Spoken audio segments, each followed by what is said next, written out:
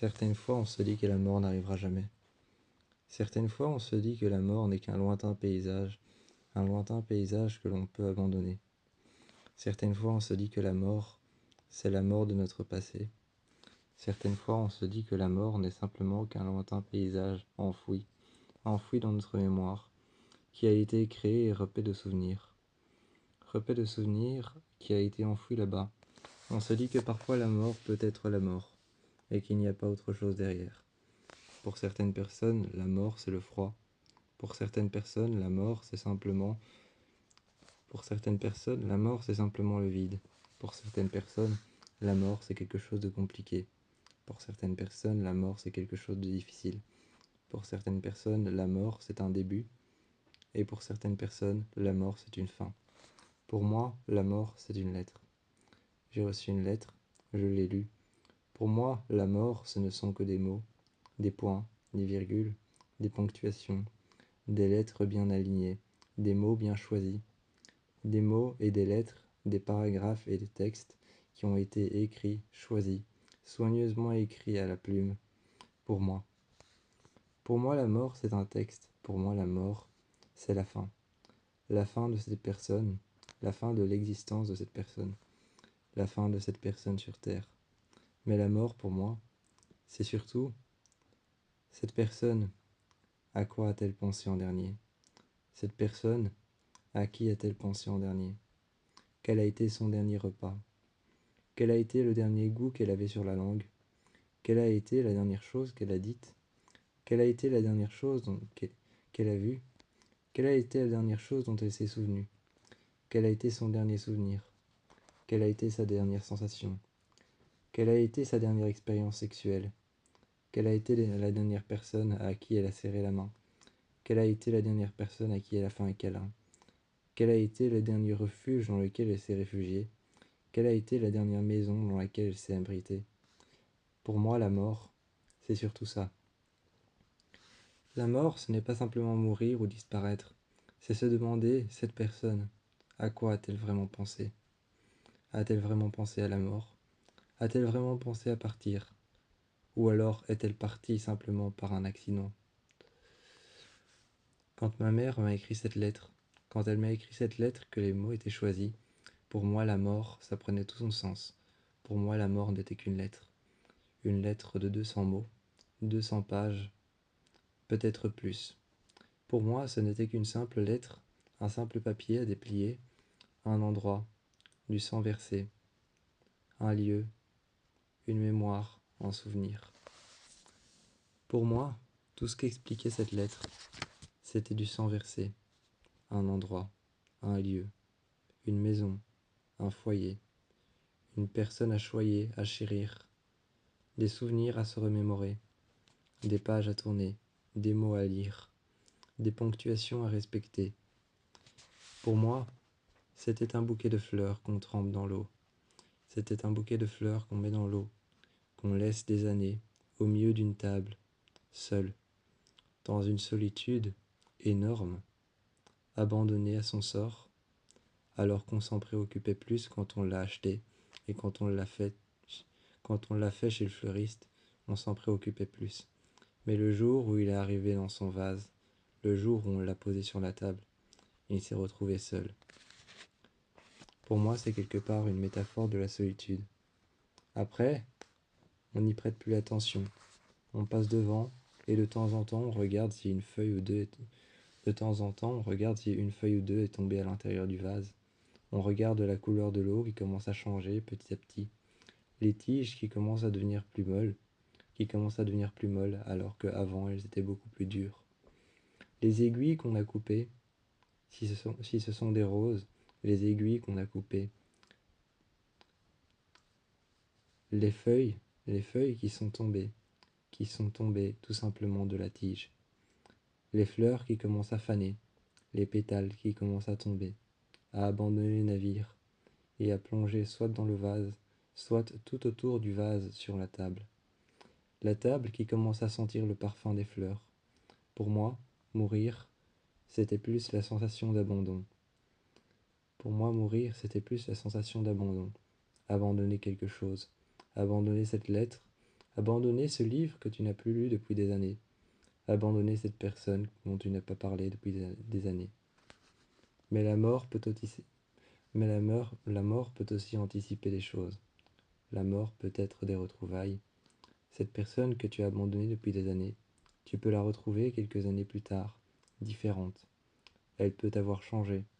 La mort peut être un recommencement, une renaissance, un renouveau.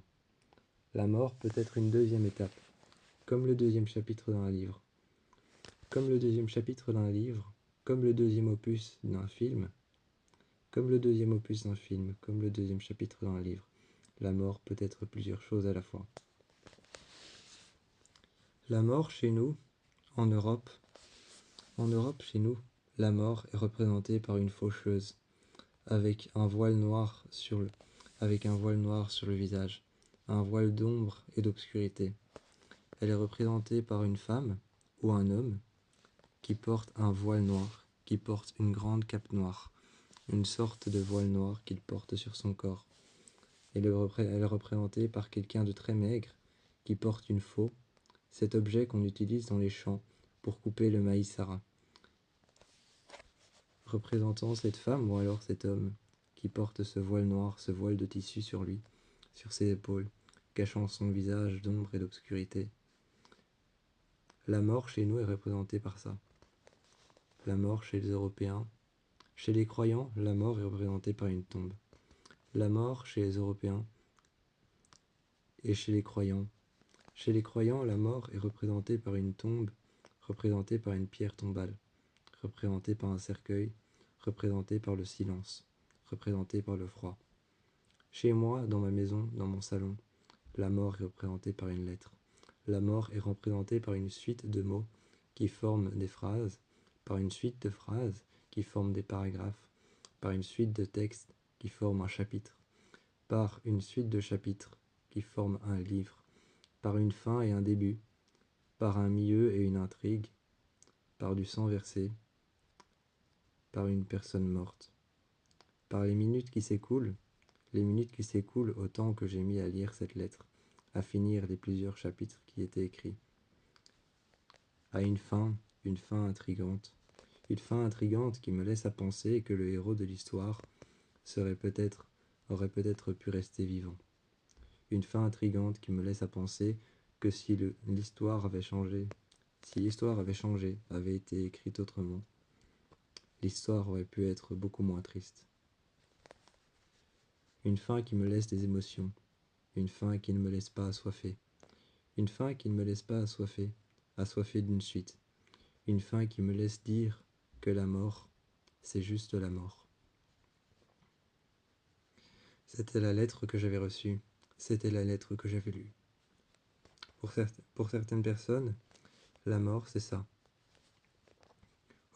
Au Mexique, la mort est représentée par une fête, la fête de la Santa Muerte.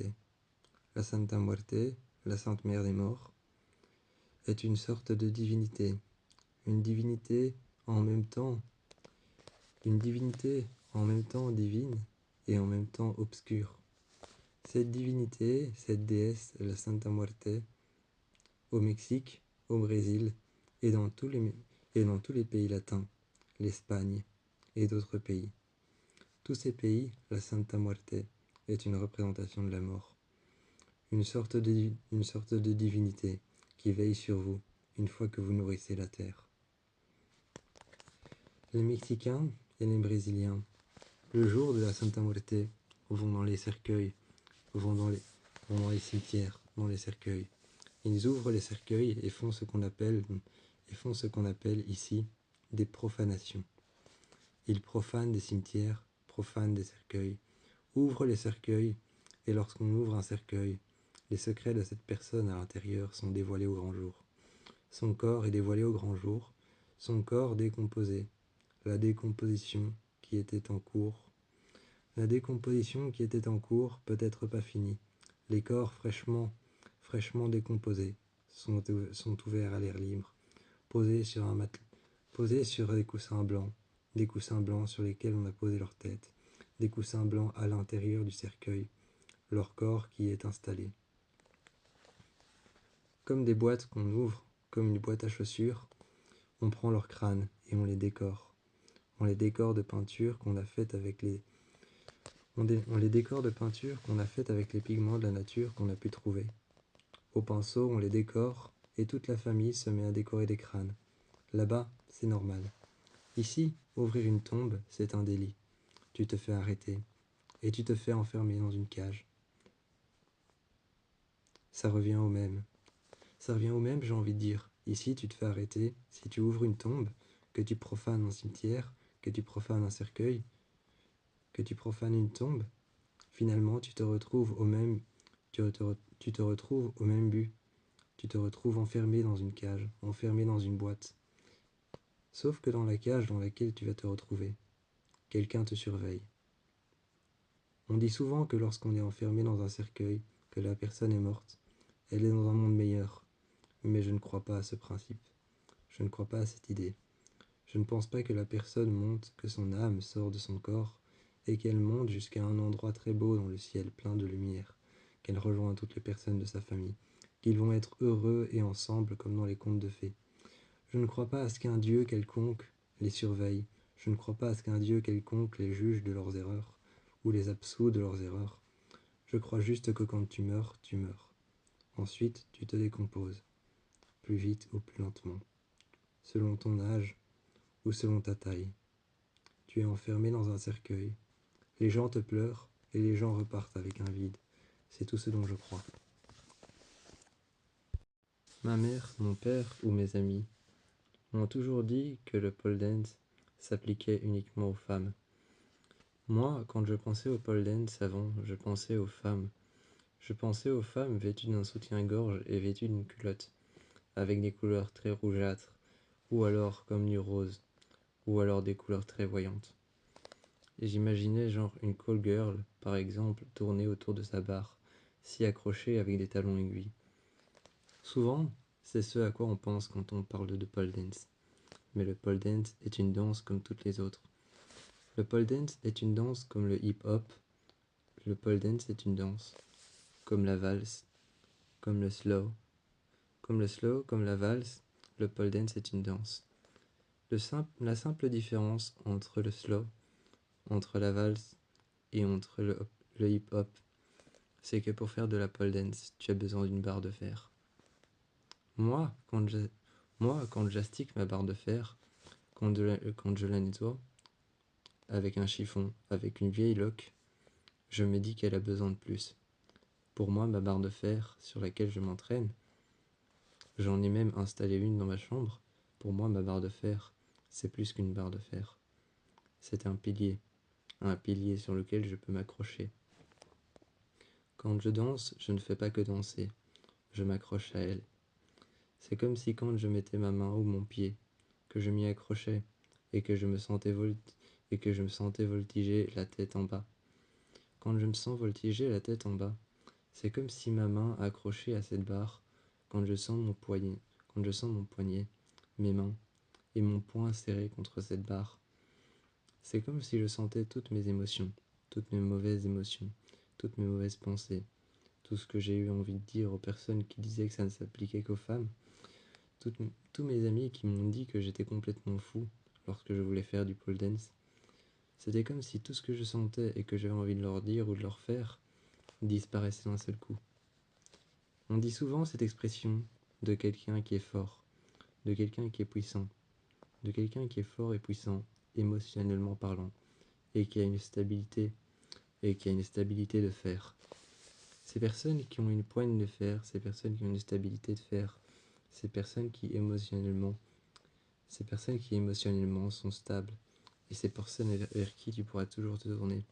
On dit qu'on les appelle souvent le pilier de la famille. Pour moi, mon pilier à moi, c'est ma barre de fer. C'est ma barre sur laquelle je m'accroche. Parce que je sais que quand je rentre sur scène, que je vois cette barre de fer, qui n'est pas la mienne, ou alors celle sur laquelle je danse. Quand je monte sur scène, j'arrive, je vois ma barre devant moi. Je la vois devant moi et je m'approche d'elle. Mais je ne m'approche pas d'elle comme j'approcherais un objet. Quand j'approche un objet, je le prends et puis c'est tout.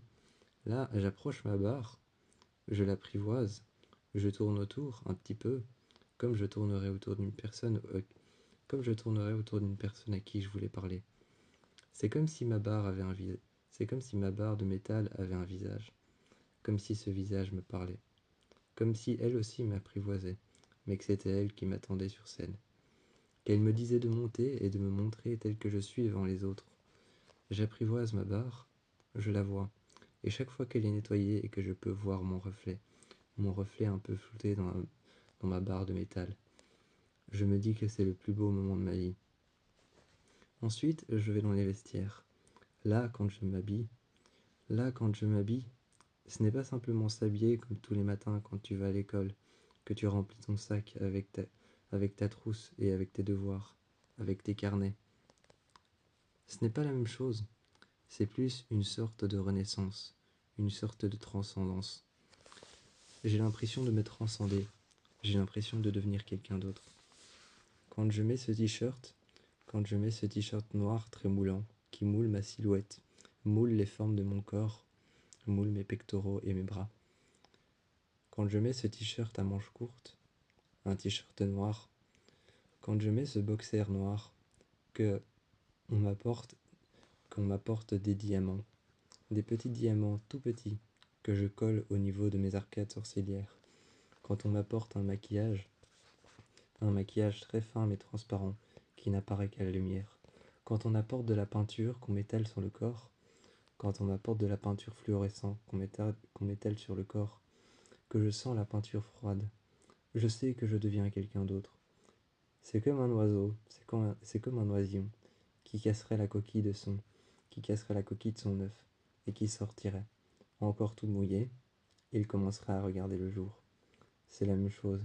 Quand je regarde la salle et toutes ces personnes, ces femmes et ces hommes qui me regardent danser, qui me paient en déposant des... Ces personnes qui me paient tout simplement en déposant de l'argent, en déposant des billets de banque. Quand je dois venir danser sur une table et qu'il y a des gens qui me regardent et qu'ils me paient en déposant des billets de banque à l'intérieur de mon boxer, je les regarde. Je me sens transcendé, je me sens différent. Quand une personne s'approche de moi alors que je n'ai rien demandé, c'est comme si j'avais l'impression d'être le centre de la Terre. Ce n'est pas de l'égocentrisme, c'est simplement que j'ai l'impression que les gens s'intéressent à moi, plus que davantage, alors que je n'ai jamais été quelqu'un qui va vers les gens. Cette barre de fer, ce n'est pas simplement qu'une barre de fer, c'est un ami, un allié. C'est un ami, un allié vers qui je peux me tourner, un allié avec qui je pourrais un allié avec qui je pourrais dormir, un allié avec si je le pouvais, je la prendrais partout avec moi, mais elle est accrochée au bar où je travaille. Cette barre, quand j'arrive très tôt le matin, je la nettoie. Je la regarde en premier. Je ne vais pas me servir un verre derrière le bar. Je la regarde en premier. Je monte, je m'attache à elle et je la regarde. Je m'imagine déjà ce soir faire mon show. Je m'imagine déjà ce soir faire mon show devant tout le monde. Je m'imagine déjà être recouvert de peinture. Je m'imagine déjà avec ce t-shirt moulant. Je m'imagine déjà avec des fringues. Je m'imagine déjà avec des fringues sexy et obscures. J'imagine déjà cette femme qui me maquillerait les yeux. Je sais que ce n'est pas seulement pour les filles, c'est aussi pour les garçons. Alors tous ces gens qui disent ça, je vous regarderai dans les yeux quand je danserai sur cette barre et que vous viendrez me voir en rentrant dans ce bar complètement par hasard. Je vous regarderai dans les yeux en même temps que je danse. Chaque fois que vous croiserez mon regard, vous comprendrez que moi je sais que ce n'est pas que pour les femmes. Quand on dit que la pole dance c'est pour les femmes avec des talons aiguilles, avec des vêtements qui sont très voyeurs, c'est pas vrai. Je suis un homme et j'ai 27 ans. Beaucoup plus que vous ne le pensez. J'ai 27 ans. J'ai beaucoup plus de force que vous ne le pensez. Et la pole dance, pour ceux qui le pensent, ce n'est pas simplement s'attacher à une barre de fer. C'est beaucoup plus que ça. Il faut savoir s'accrocher à cette barre de fer en suspens. Il faut savoir se tenir à cette barre de fer, pas seulement avec ses bras et tourner autour. Il faut savoir s'y accrocher avec ses jambes. Il faut savoir se rattraper, tourner autour. C'est très circulaire. J'ai l'impression de dessiner une fresque dans le vent. J'ai l'impression de dessiner une fresque dans le vent. J'ai l'impression que seul moi peux la voir. Cette fresque que je dessine. Cette fresque que je dessine avec mes poignets, avec mes mains, avec mes jambes. Cette fresque que je dessine avec mon corps. Cette fresque qui est faite à base de volutes, à base de boucles, et qui est faite à base de lignes tourmentées. Des lignes tourmentées mais qui restent courbes, et qui restent sinueuses, et qui restent belles. Ces lignes tourmentées que je dessine, j'ai l'impression que c'est seulement moi qui peux les voir. Quand on entre dans une église, on a toujours cette sensation bizarre. Cette sensation bizarre d'avoir l'impression de tout de suite être pardonné quelque chose, alors qu'on n'a peut-être rien fait. Cette sensation bizarre d'avoir l'impression d'être observé en permanence. Cette sensation bizarre d'avoir l'impression d'avoir commis des fautes pour rentrer dans une église. Cette sensation bizarre que l'endroit est complètement vide alors qu'il est rempli. Cette sensation bizarre qu'on a l'impression que quelqu'un nous regarde, que quelqu'un est avec nous, même si on y rentre simplement pour l'eau bénite. On a toujours cette impression-là. Les prêtres disent souvent, les archevêques, les prêtres, et tous ceux qui sont en lien avec le Vatican, en lien avec l'Église. L'Église, c'est quand même le seul bâtiment qui a des règles depuis 3000 ans. C'est quand même le seul endroit qui a des règles depuis 3000 ans. Les règles sont restées les mêmes. Les règles sont toujours restées les mêmes. Avoir la foi, croire en Dieu, et une fois qu'on rentre dans la maison, une fois qu'on rentre dans la maison, dans la maison de Dieu, une fois qu'on y est rentré, parce qu'une église n'est pas seulement un bâtiment avec une pointe et une croix, avec des vitraux de différentes couleurs, avec des vitraux qui montrent différentes choses. Une église n'est pas seulement un mur avec 40 tableaux représentant les 40 jours passés dans le désert du Christ. Une église, c'est aussi des règles appliquées et respectées à la lettre depuis 3000 ans. Quand on rentre dans une église, on a toujours cette étrange sensation. Cette étrange sensation qu'on doit rentrer parce qu'on a été jugé de quelque chose, qu'on doit rentrer parce qu'on a été fautif, qu'on doit rentrer parce qu'on a blasphémé, qu'on doit rentrer parce qu'on a profané, qu'on doit rentrer parce qu'on est damné. On a toujours cette impression. Ce n'est pas une impression. Quand on entre dans un couvent, c'est comme pour se pardonner quelque chose. Même si notre âme n'a pas été corrompue, même si notre âme n'a pas été souillée, si notre âme n'a pas été souillée, n'a pas été touchée par le péché, n'a pas été touchée par le blasphème ou par la corruption, quand on entre dans un couvent, c'est la même chose qu'entrer dans une église. On entre et on a l'impression qu'on a fait des erreurs. On entre et on a l'impression qu'on est pardonné. On entre et on a l'impression que quelqu'un est avec nous.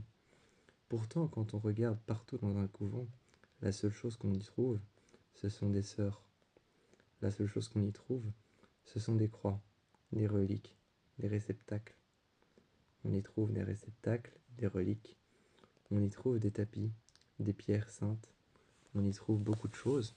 Dans un couvent, on trouve des cellules. Parce que oui, c'est autant bizarre de dire qu'on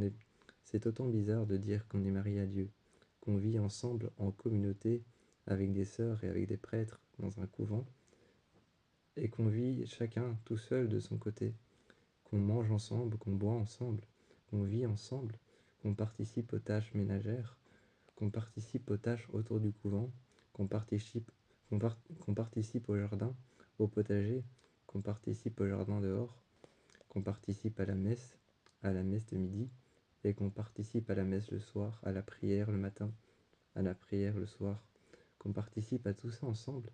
C'est autant bizarre de se dire qu'on a chacun une chambre, mais que notre chambre s'appelle une cellule.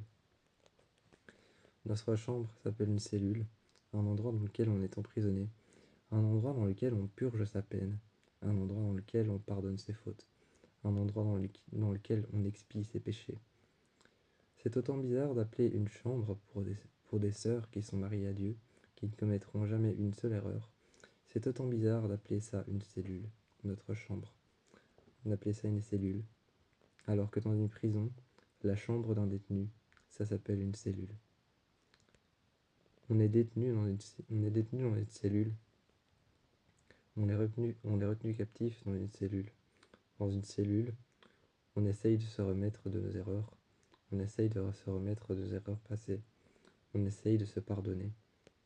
Dans un couvent, la principale fonction d'un couvent, c'est de se pardonner, d'être marié à Dieu, de servir Dieu, d'être dedans simplement pour pouvoir le servir, de servir la terre sur laquelle est construit notre couvent, de remercier, de remercier Dieu, de remercier Dieu et la croix, la Bible, le livre saint, de le remercier de tout ce qu'il nous a offert. Tous les matins, on doit lire la Genèse. Tous les matins, on doit lire la Genèse, du premier jour au 7e jour, jusqu'au repos de Dieu. La création de la terre selon Adam et Ève, le serpent qui est arrivé au paradis, appelé aussi l'arrivée du serpent au paradis. Tout ça, on doit le faire. Pourquoi ? Parce qu'on est marié à quelque chose qui n'existe pas, mais qui pour nous est certaines personnes qu'on peut reconnaître souvent, portant un pendentif ou alors un petit pendentif accroché à leur poignet, accroché à leurs doigts, entremêlé entre leurs doigts. Ce petit pendentif avec une croix s'appelle un chapelet. C'est le seul pendentif au monde à ne pas ressembler à un pendentif identique à celui qu'on met autour de son cou, avec une croix dorée. C'est le seul pendentif où chaque perle représente une prière. La prière du soir du lundi, la prière du soir du mardi, la prière du soir du mercredi, la prière du soir du jeudi, la prière du soir du vendredi, la prière du soir du dimanche. Et tout ça, toutes ces prières, les uns après les autres, jour après jour, la prière du mardi, du mercredi, du jeudi, du vendredi, du samedi, du dimanche, la prière du soir et du matin, représentant notre tapis, la bougie qu'on allait allumer, la personne pour qui on va prier, le péché pour lequel on va prier. Et quand on prie, ce qui est pire avec la prière, ce qui est le pire, c'est que lorsqu'on prie pour le péché pour lequel on prie, toutes les images qu'on a faites et qu'on a imaginées, toutes les images nous reviennent en tête, comme un coup de poing en pleine figure, quand on prie pour un péché, quand on prie pour pardonner. Tout ce qu'on raconte au prêtre, tout ce qu'on raconte à Dieu, la prière qu'on fait avant, le Notre Père, eh bien, on sait que lorsqu'on va prier, qu'on va prier pour nos péchés, qu'on va prier pour notre pardon, qu'on va prier pour notre salut. Lorsqu'on va prier pour notre salut, on sait que toutes ces images vont nous revenir en tête. C'est d'ailleurs pour ça qu'ont été faits les églises. À côté des églises, il y a souvent un petit parloir. On va au parloir, on s'assied. Le prêtre ouvre une porte. Il nous regarde dans les yeux. Et là, on doit dire cette phrase toute simple et commence l'absolution. On doit dire cette phrase toute simple. Pardonnez-moi mon Père, parce que j'ai péché. Le Père ouvrira une petite trappe entre vous deux, et vous resterez là. Vous resterez là. Le prêtre ouvrira une petite trappe, et il dira simplement « Je vous écoute, mon fils. Quel est votre péché ?» Chaque jour, nous tous, les enfants du couvent, quand on est arrivé, on devait prier, et on priait pour quelque chose. Si on n'avait rien, il fallait trouver. Et ça pouvait être quelque chose d'insignifiant. Ma sœur se mettait à côté de moi.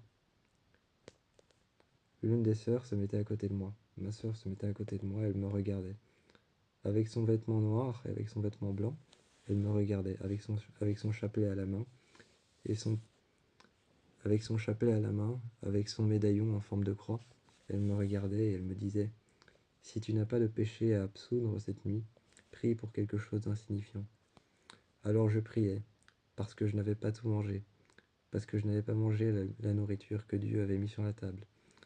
Alors je priais parce que je m'étais disputé avec l'un des enfants. Alors je priais parce que je n'avais pas dormi de la nuit que Dieu m'avait offerte. Alors je priais parce que j'avais pensé à des choses sombres et obscures. Alors je priais parce que j'avais pensé que la religion c'était n'importe quoi. Je priais pour mon salut, pour ne pas finir en enfer. Et une fois sous mes draps, parfois la nuit, je levais les yeux et j'essayais d'imaginer un monde de ténèbres qui était en dessous de mon lit, dans les endroits où il y a de l'ombre.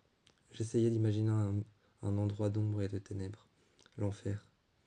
Et je levais les yeux, je regardais le plafond, dans les dortoirs pour les garçons. Je regardais les autres garçons dormir. Ils profitaient de leur nuit et avaient prié et remercié Dieu pour leur nuit. Moi, je levais les yeux, je regardais le plafond et je remerciais Dieu pour cette nuit. Et j'essayais d'imaginer un endroit où lui devait être simplement debout, face à tous ses disciples, face à toutes les personnes mortes. Il ne les jugeait pas, il les accueillait simplement dans son royaume, un royaume blanc fait de lumière. J'essayais d'imaginer le paradis, à ma façon, et je me demandais si c'était un péché de réinventer l'endroit d'une personne, de réinventer le refuge d'une personne. Après tout, aucun de nous ne sait si c'est une vérité ou non. Personne n'est jamais revenu entre les morts. Ça aussi, je me demandais si le dire, rien que le dire, ou le penser, c'était un péché et qu'il fallait que je reprie. Mais je me disais, jamais personne ne le sait. Certaines personnes peuvent y croire, et certaines personnes ne peuvent pas y croire. Et je réfléchissais toute la nuit en me demandant, est-ce que les athées vont aller en enfer? Mais je me demandais si accuser des gens d'aller en enfer parce qu'ils ne croient pas à quelque chose, parce qu'ils ne croient pas à quelque chose auquel les autres croient, était peut-être un péché aussi. Être dans un couvent et être dans une église, rentrer et avoir cette impression de vide et que l'on t'observe, rentrer et avoir l'impression que tu dois forcément avoir commis une faute pour pouvoir te faire pardonner. Rentrer dans une église et être dans un couvent, c'est tout aussi compliqué que prier. Aimer, c'est comme une danse. Danser, c'est comme une liberté. Pleurer, c'est comme faire danser ses émotions. Crier, c'est comme libérer. C'est comme libérer ses émotions. Être libéré, c'est comme pouvoir danser. Danser, c'est faire valser les émotions, d'une émotion à une autre. Quand c'est lent, ça peut être la peur. Quand c'est rapide, ça peut être la haine. Et quand c'est lent et plus ou moins rapide, ça peut être l'amour. Danser, c'est comme une liberté. Pleurer, c'est comme faire danser ses émotions. Crier et s'énerver, c'est comme faire jouer quelqu'un à l'intérieur de nous. Faire jouer la danse, faire jouer le danseur qu'on ne connaît pas encore, c'est essayer de l'apprivoiser. On ne le connaît pas, on crie, on hurle, on pleure, toutes les émotions sont gratuites. Dans la danse, lorsqu'on voit quelqu'un danser, peu importe le genre, on ressent des émotions, on ressent quelque chose. Moi, quand je suis sur scène et que je danse, quand je vois ce petit qui vient chez nous, qui se prépare sur le côté, je ressens quelque chose, un palpitement dans le ventre. La danse, quand tu danses, tu te libères. C'est comme si tes pieds ne touchaient plus le sol. Moi, quand mes pieds ne touchent plus le sol, c'est quand je vois ce petit se préparer. Je lui lance alors le tempo, je lui lance alors le rythme. Il commence à danser, ses pieds ne touchent plus le sol. Son corps tourne. Ses bras touchent le sol. Ses bras touchent les murs. Son reflet dans la vitre. Son reflet dans la vitre. Les rideaux qui s'envolent avec lui, avec le vent et la fenêtre laissée ouverte derrière. Quand je le regarde, pour moi, quand j'entends le tempo, au rythme de ses jambes et de ses bras, c'est comme une émotion, parfaite en tout point. Ce n'est pas de l'amour, Ce n'est pas de l'amour, ce n'est pas de l'affection, ce n'est pas de la haine, ce n'est pas de la peur. Juste une émotion. Je ne sais pas laquelle. Je ne sais pas laquelle, c'est juste une émotion, parfaite en tout point.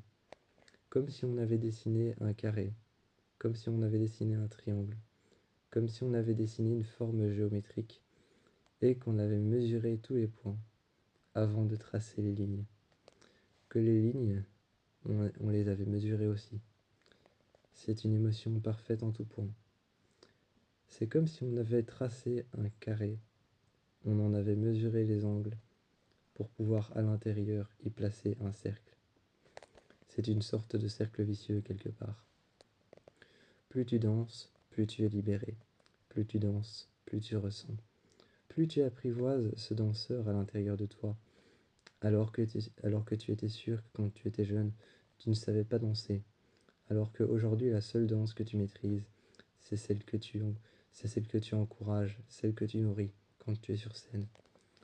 La seule danse que tu maîtrisais quand tu étais jeune, c'était celle de te dire que tu ne réussirais jamais.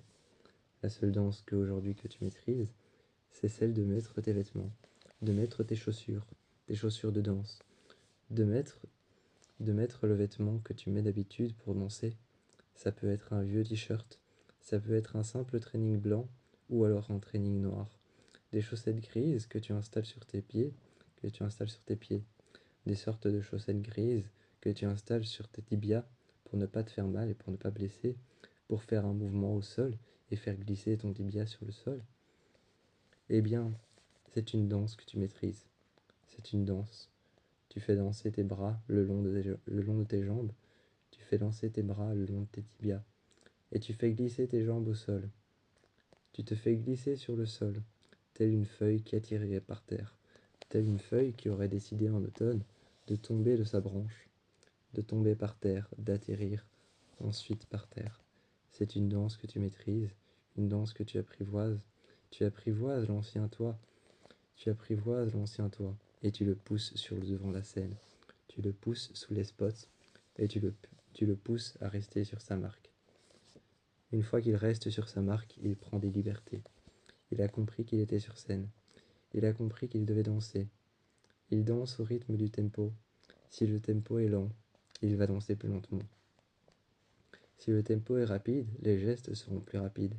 Tu éprouveras des émotions comme la haine, comme l'envie de partir, l'envie de reculer, mais de reculer vers autre chose, vers un tempo différent. Tu éprouveras des sensations bizarres et étranges. Tu éprouveras des sensations bizarres et étranges quand tu verras d'autres te confronter à toi avec des chorégraphies différentes. Tu éprouveras de la haine, de la peur, alors que ces personnes ne sont pas forcément tes adversaires. Tu éprouveras de l'amour et de l'anxiété quand tu devras monter sur scène devant des personnes que tu ne connais pas. Tu éprouveras de l'anxiété quand tu devras monter sur scène et que tu n'auras pas répété. Tu éprouveras de la peur et de l'indifférence quand tu te regarderas dans le miroir et que tu verras la manière dont tu danses, alors que ce n'est pas du tout ce que tu avais en tête. Quand on t'apportera un déguisement, peu importe qu'il soit sombre, qu'il soit lumineux, qu'il soit plein de couleurs, mais que tu devras le porter pendant un spectacle par rapport à une chanteuse ou un spectacle de fin d'année à l'école, quand on t'apporte ce vêtement, que tu ne l'aimes pas ou que tu l'aimes, tu éprouveras peut-être de l'indifférence. De l'indifférence par rapport à la danse que tu vas faire, qui ne va pas du tout avec ce vêtement. Peut-être même de la haine, parce que tu ne veux pas le mettre et pas monter sur scène. Tu ne veux pas te montrer ridicule, mais ce que tu ne sais pas, c'est que les gens adorent. Les gens adorent ce que tu fais. Tu ne veux pas paraître ridicule, tu ne veux pas paraître con. Ce n'est pas toi qui as choisi la musique, ce n'est pas toi qui as choisi le tempo. Tu devras alors t'adapter, tu devras alors faire semblant d'aimer, faire semblant de sourire. Sur scène, tu devras faire semblant de prendre pour toi tous les applaudissements. À la fin, tu devras saluer, tu devras baisser la tête et te montrer alors devant tout le monde. Tu devras les remercier alors que certaines personnes peut-être ne te remercient pas forcément. Certaines personnes applaudissent seulement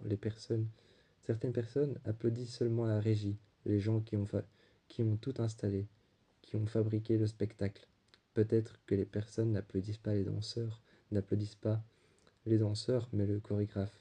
Peut-être que les louanges sont données au chorégraphe. Une fois que le chorégraphe ou alors que les personnes qui ont installé le spectacle sont parties, tu te sens libéré, tu te sens mieux. Tu as l'impression que tu as libéré un poids. C'est ça la danse. C'est apprivoiser, ressentir diverses sensations.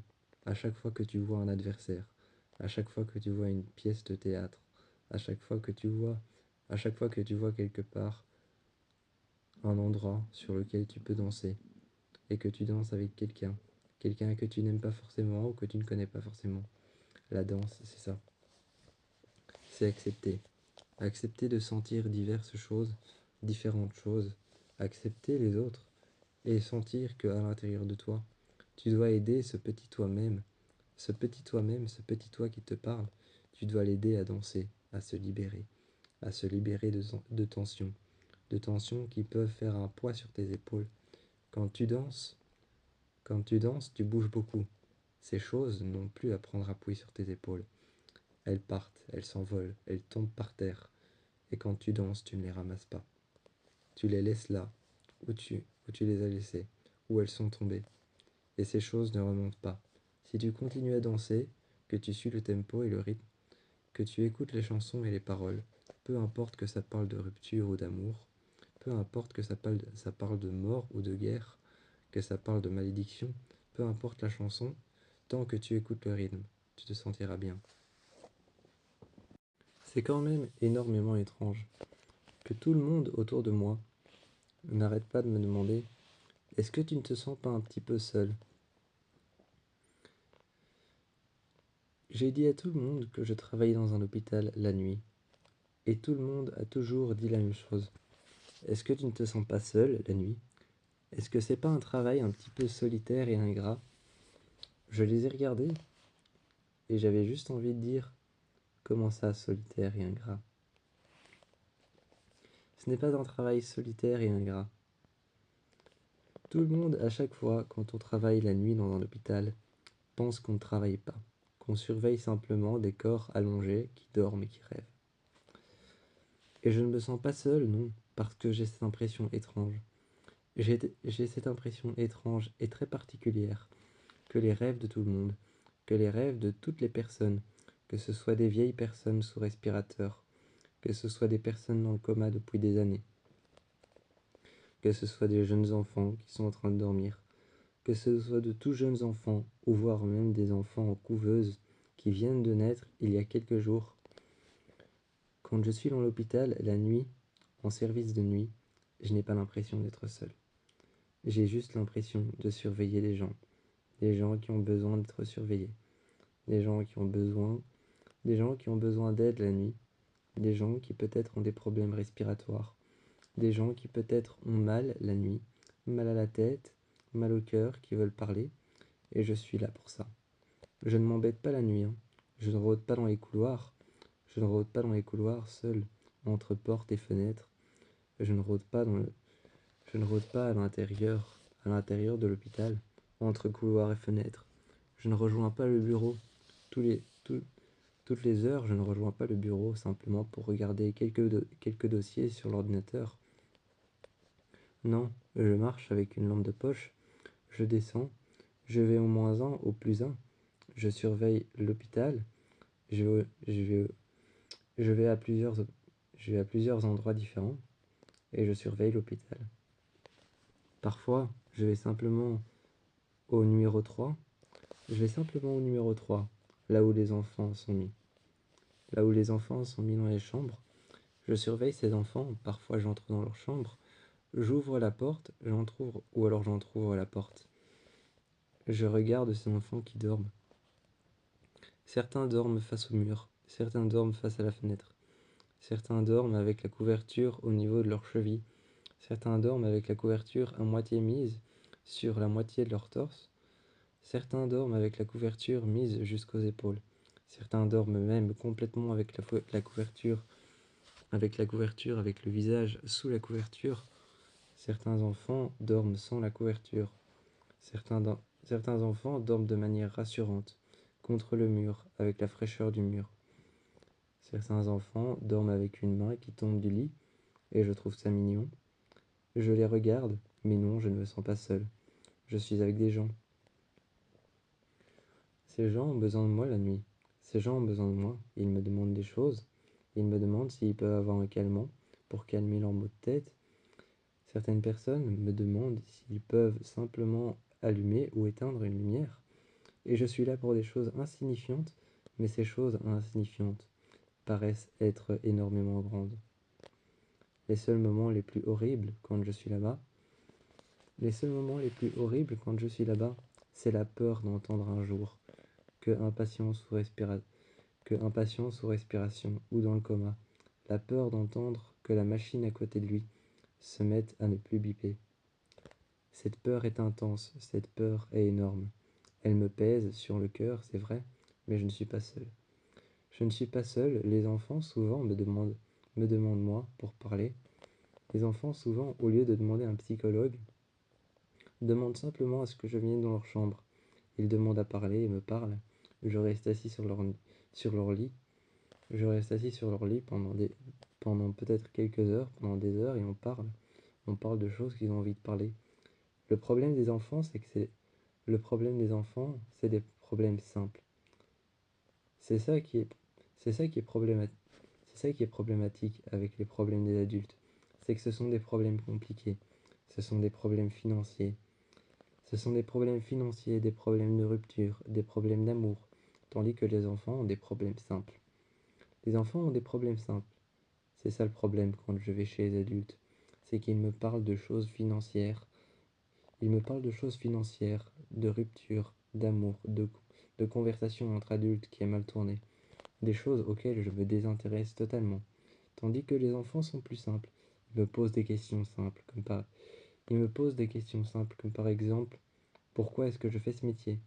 Pourquoi est-ce que pourquoi est-ce que tous les jours je reste la journée?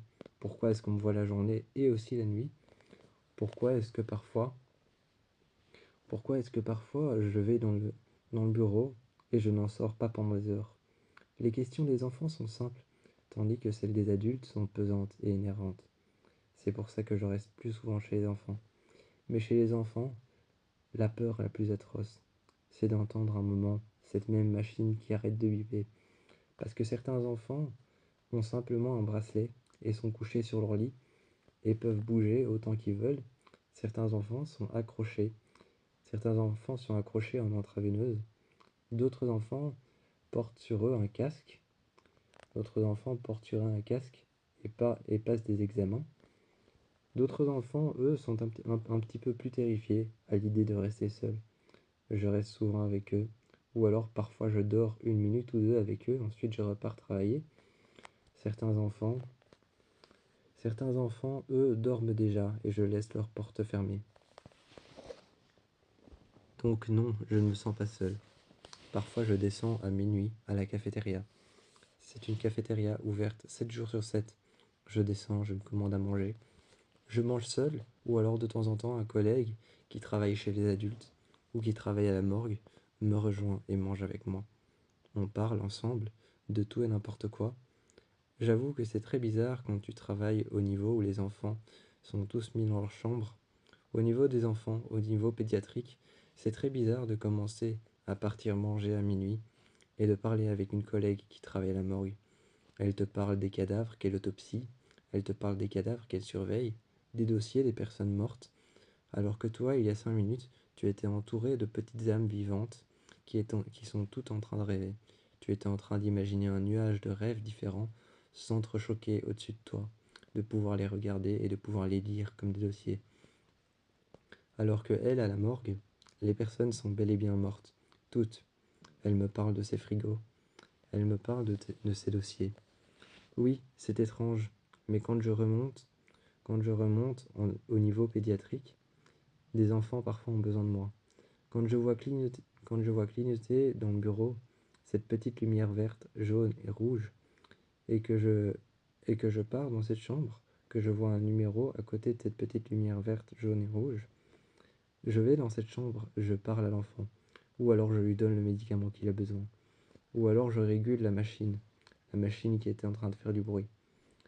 Souvent, je rentre et je lui dis que ce n'est que moi. Il me regarde, se réveille un peu, mais ne bouge pas de sous sa couverture. Je régule sa machine, je la mets comme il faut, et juste je lui demande son bras. Et là il se lève et soudain, ce qui est magique avec les enfants, c'est que quand ils se lèvent, qu'on leur demande leur bras pour prendre leur tension, ou alors qu'on leur demande leur bras pour une prise de sang, alors qu'ils étaient en train de dormir, qu'ils étaient couchés, ou qu'ils étaient occupés à autre chose, qu'ils étaient occupés à lire les lettres qu'ils ont reçues de l'école, ou de l'endroit auquel ils sont, par exemple le refuge ou alors l'orphelinat, des autres enfants qui lui ont écrit une lettre. Alors qu'ils étaient en train de lire ça, ce qui est génial avec les enfants, c'est que quand tu leur demandes leur bras pour une prise de sang, ou quand tu leur demandes leur bras pour simplement prendre leur tension, ils se lèvent, mais dès qu'ils se lèvent, te regardent avec un sourire. Un adulte, lui, peut refuser de se lever. Il peut te regarder et dire non. Tu dois alors le forcer de prendre son bras. Les adultes sont beaucoup plus coriaces. Comparé aux enfants, les enfants sont des coussins moelleux sur lesquels des coussins moelleux que tu as envie d'avoir près de toi, de t'entourer de ces coussins. Les adultes, eux, sont des murs en briques. Des murs en briques, parfois ils sont tellement durs avec toi que ce sont des murs, et la seule métaphore que j'aurais pour les représenter, ce serait un mur délabré. Les enfants sont plutôt des coussins doux, que tu as envie d'avoir près de toi, une chaise confortable, que, que tu as envie d'essayer. Les enfants sont plus ça, ils sourient. Ils sourient parce qu'ils savent que c'est pour leur santé. Ils savent qu'ils ont encore toute leur vie derrière eux et qu'ils vont sortir un jour. Mais le jour où ils retrouvent le sourire, le moment où ils retrouvent le sourire, c'est quand on leur fait signer leur acte de sortie. Quand on leur fait signer leur papier de sortie, ils retrouvent un sourire qui est si beau et si revigorant au niveau des émotions. Tandis que les adultes, ils prennent cet acte sans sourire, ils te regardent. Ils te disent merci, mais rien de plus. Ils le signent et te le rendent, à tel point que la feuille est déjà chiffonnée quand ils te la rendent, une extrémité. Ils signent et prennent toute la place. Les enfants, ils prennent soin de ne pas prendre toute la place, et ils écrivent leur nom. Ils font semblant de signer comme s'ils étaient des adultes, et je les regarde. Donc non, je ne me sens jamais seul. J'ai toujours eu l'impression de connaître ma famille comme un étranger. J'ai toujours eu l'impression de connaître ma famille et de vivre dans ma famille un peu comme une route que je ne connaissais pas. J'ai toujours eu l'impression de connaître mon père, ma mère, comme des personnes qu'il fallait que j'apprivoise. Chaque matin, c'était différent. Chaque jour, c'était différent. J'avais un peu l'impression de vivre dans le vide. J'avais un peu l'impression d'ouvrir des portes qui menaient vers des mondes que je ne connaissais pas. Jusqu'au jour où j'ai rencontré Marco. Un beau jeune homme, aux yeux bruns foncés et aux cheveux noirs.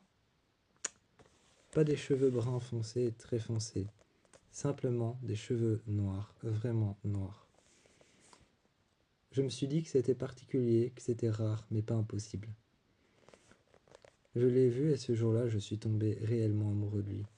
J'ai su que c'était le bon, parce qu'il m'a regardé avec un regard que je n'ai jamais vu. Dans ma famille, on avait toujours des regards provocateurs, ou alors des regards qui jugent. Ces regards provocateurs. Dans ma famille, on essayait toujours de se battre pour quelque chose. Qui est le plus puissant? Qui a le plus d'argent? Qui réussira à convaincre quelqu'un? Qui réussira à convaincre quelqu'un de changer d'avis? Dans ma famille, on était toujours à se lancer des dilemmes. C'est pour ça que je suis parti. Mais ce jour-là, j'ai rencontré Marco dans un bar. Alors que j'étais seul. Je l'ai vu, cherchant une place où s'installer. Il s'est installé près de moi. Il m'a regardé. Il m'a dit qu'il devait manger avec un ami. Mais il a dit que c'était pas grave. Il a sorti son GSM, m'a regardé dans les yeux et a supprimé l'invitation. Il m'a regardé dans les yeux, m'a demandé pourquoi j'étais seul. J'ai commandé une bière, je lui en ai commandé une. Quand la serveuse était partie et que j'avais pris ma commande, j'ai dit non, finalement deux. Elle a déposé 2 bières, une pour lui et une pour moi. Son simple sourire a suffi.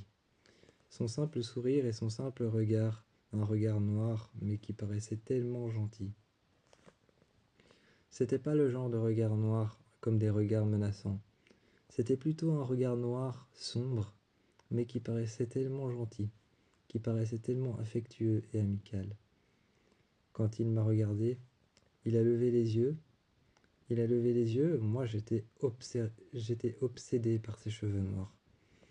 J'étais obsédé par ses cheveux noirs à tel point que je les regardais. Et naturellement, après avoir bu dans mon verre, je lui ai dit « C'est ta couleur naturelle ?» Il m'a regardé, a haussé les épaules et m'a dit « Oui, c'est ma couleur naturelle. » Je lui ai dit « Juste, est-ce que je peux passer ma main dans tes cheveux ?» Il s'est rapproché de moi, m'a tendu la tête. Il a tendu sa tête vers moi, un peu comme un animal. Je trouvais ça mignon. Il s'est mis près de moi, m'a demandé pourquoi j'étais seul. Je lui ai dit que je voulais prendre un verre avant d'aller quelque part. Il m'a demandé où c'était. J'ai pris mon GSM et moi aussi je supprimais. J'ai supprimé l'invitation parce que ce quelque part, c'était rejoindre ma mère pour lui parler, pour lui expliquer pourquoi est-ce que je partais. Je lui avais dit que je partais pour le Nevada. Et elle m'a dit ok. Elle m'a dit qu'elle me paierait le voyage. Mais le mensonge que j'avais inventé était beaucoup trop absurde. Parce qu'ensuite, il fallait que je mente pour un avion. Il fallait que je mente pour une destination. Et je savais que ma mère ou mon père, ou encore même mon frère et ma sœur, voudraient me donner de l'argent. Je savais qu'ils allaient tous se cotiser, qu'ils allaient m'accompagner jusqu'à l'aéroport. Mais comment est-ce que je pourrais mentir sur ça? Comment est-ce que je pourrais mentir? Je ne pouvais pas le faire. Alors j'ai simplement supprimé mon voyage. J'ai envoyé des faux billets que j'ai pris en photo.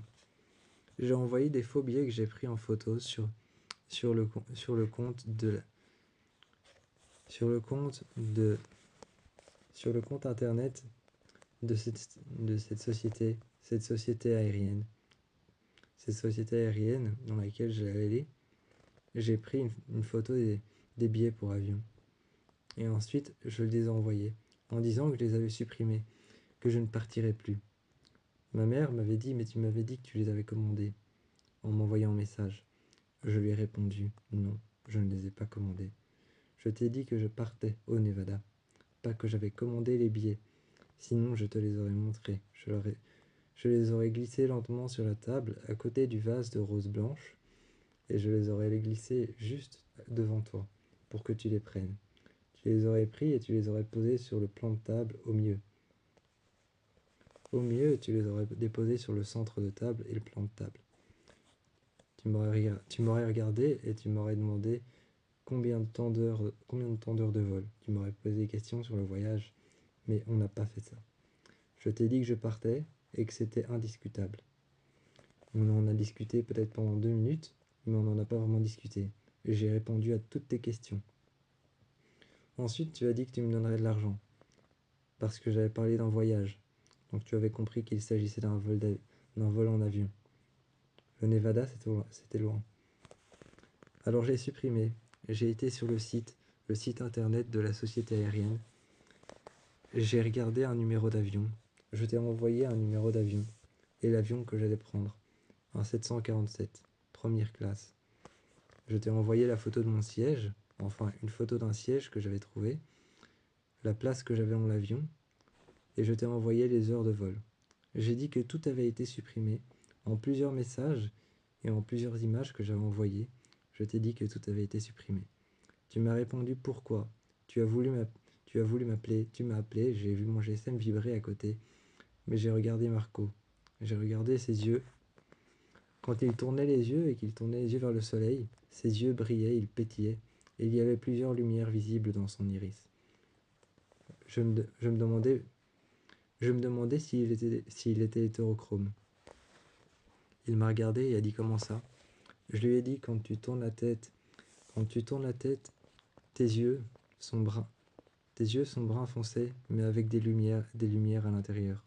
On dirait qu'il y a des lumières un peu mauves, un peu verdâtres. Il y a des lumières un peu mauves, un peu verdâtres, un peu bleu, un peu bleuâtre, mauvâtre et verdâtre. Toutes ces lumières apparaissent un peu dans ton iris. Très léger, c'est très léger, ça ne se voit presque pas.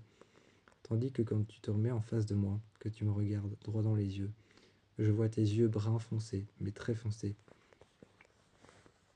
Il m'a regardé, a regardé le soleil encore une fois. J'ai revu apparaître ces lumières dans son iris. Il m'a dit, t'as découvert mon secret. Ses yeux sont devenus d'un coup complètement noirs. Ses iris se sont dilatés à 11%. J'ai eu peur, je l'ai regardé, je me suis reculé. Et il m'a dit de ne pas m'inquiéter. Ses yeux sont devenus complètement noirs, comme un démon. Il m'a dit qu'il était magique. Je lui ai dit que je ne croyais pas en la magie. C'est vrai, comment est-ce qu'on pouvait croire une telle chose? Il me l'a montré le soir. Le ciel s'est éclairé d'une aurore boréale, alors qu'on était en plein centre de New York. Alors qu'on était en plein centre d'une grande ville, le ciel s'est éclairé d'une aurore boréale. Il s'est couché au sol. Ses yeux sont devenus noirs. Au moment où j'ai posé mes lèvres sur les siennes, au moment où je l'ai embrassé et où j'ai passé ma main sur son corps, ses yeux sont devenus noirs, ses pupilles sont dilatées.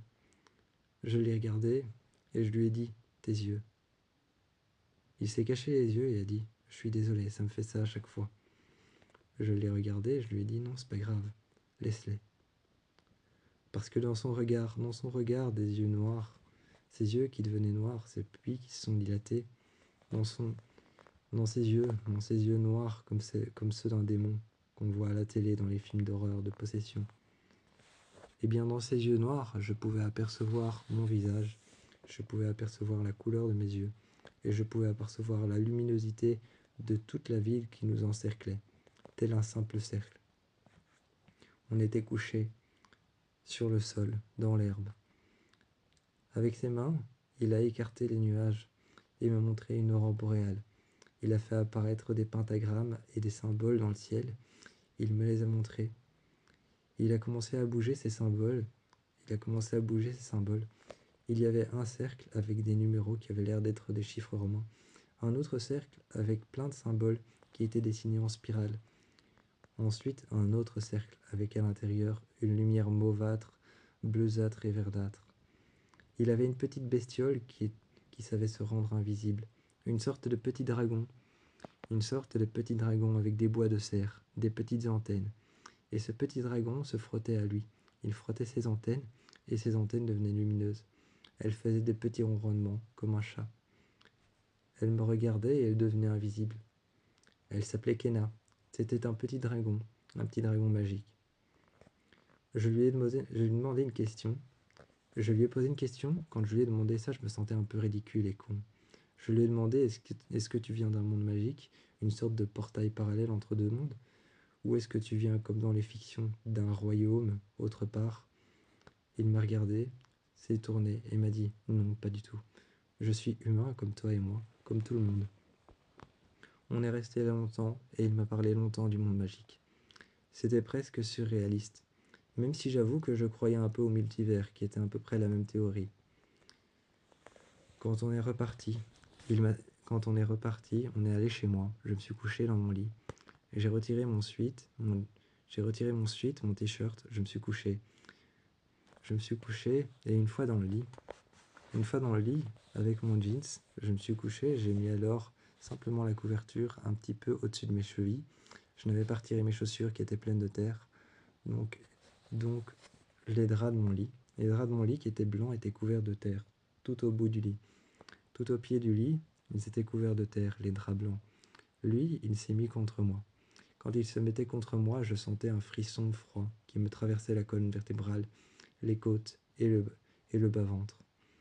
Il a mis ses mains sur mon bas-ventre, sur mes côtes, a posé sa tête sur moi, et il m'a dit « Tu sais pourquoi je me mets comme ça ?» Je lui ai dit non.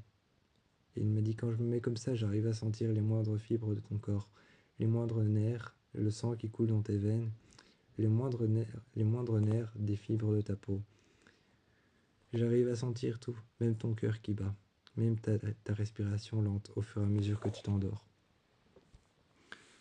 Je trouvais ça tellement attendrissant que j'en ai fermé les yeux. Lui aussi en a fermé les yeux près de moi. Et ce soir-là, nous nous sommes endormis l'un à côté de l'autre. Sa petite bestiole s'est mise sur le côté, près de lui. Juste près de son coussin, près de lui, sa petite bestiole s'est mise juste en dessous de la lumière. Elle a disparu, elle est devenue invisible. Elle a commencé à s'agripper au matelas et s'est mise par terre. Elle a bougé et est rentrée dans une de ses chaussures, sous un tas de vêtements, sous ses affaires, afin d'avoir une connexion avec lui. Une connexion peut-être par rapport à l'odeur ou par rapport à ses vêtements.